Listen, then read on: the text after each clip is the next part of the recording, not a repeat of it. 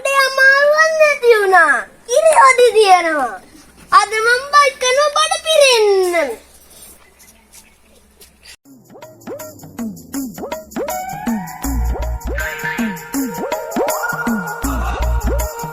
අම්මා උදරම් බඩ පිරුණා. ටිකක් යන්න ඕනේ වැල්ලනේ හාන්සියක් දාන්න. මේ ඇත්තටම මේ බච්චේ මොනා එක්කද? මම බච්චේ මඩක් පිරුදින් කිරි හොදිත් එක්ක නෙවෙයි. දෙයියනේ මේ මිනිහා බච්චේ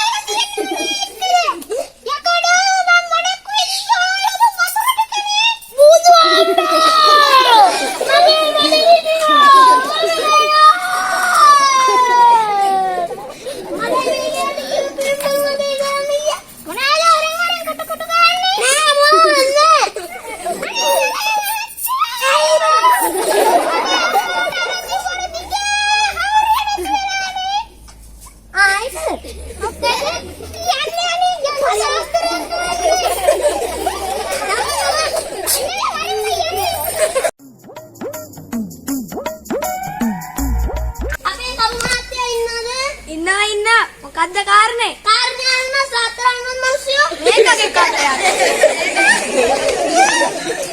අයියෝ තේරුවා සරයි. මේ ඇවිල්ලා තියෙන නැතුන දෙයක් ගැන අහන්න නේද? එහෙමයි. මේක රවුමඩක් තියෙනවා දෙවිදේටක් තියෙනවා. මේ කාටවත් ප්‍රයෝජන වෙන දෙයක්. හරි හරි. මේක දෙන්නෙක් එකතු වෙලා ගෝණියක දාගෙන ගිහින් තියෙනවා. ඈ නෑ. හරිය කොහොමද එච්චර